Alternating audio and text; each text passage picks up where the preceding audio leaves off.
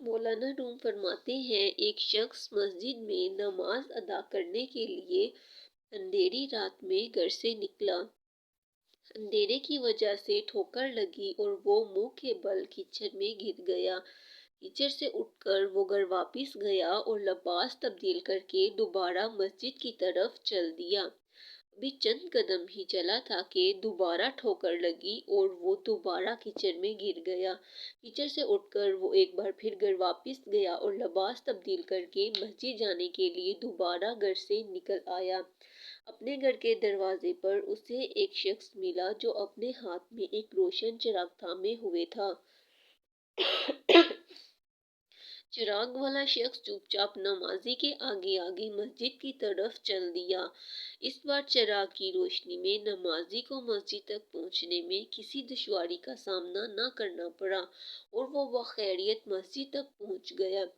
مسجد کے دروازے پر پہنچ کر چراغ والا شخص رک گیا۔ نمازی اسے وہیں چھوڑ کر مسجد میں داخل ہو گیا اور نماز ادا کرنے لگا۔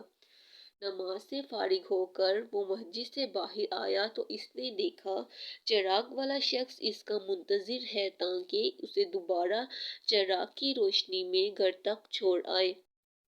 جب نمازی گھر پہنچ گیا تو نمازی نے اس اجنبی سے پوچھا، آپ کون ہیں؟ اجنبی بولا، سچ بتاؤں تو میں ابلیس ہوں۔ نمازی کی حیرت کی انتہا نہ رہی۔ اس نے پوچھا، تجھے تو میری نماز رہ جانے پر خوش ہونا چاہیے تھا، پھر تو چراغ کی روشنی میں مجھے مسجد تک کیوں لایا؟ ابلیس نے جواب دیا، جب تجھے پہلی ٹھوکر لگی تو اللہ نے تیرے عمر بھر کے گناہ معاف فرما دیے، جب دوسری ٹھوکر لگی تو تیرے سارے خاندان کو بخش دیا۔ مجھے فکر ہوئی کہ اب اگر تو ٹھوکر کھا کر گر گیا تو کہیں اللہ تیرے سارے گاؤں کی مغفرت نہ فرما دے، اس لیے چراغ لے کر آیا ہوں کہ تو بغیر گرے مسجد تک پہنچ جائے۔ مزید ایسی اسلامک ویڈیو دیکھنے کے لیے ہمارے چینل کو سبسکرائب کریں اور ہمارے ساتھ جڑے رہیں۔ شکریہ۔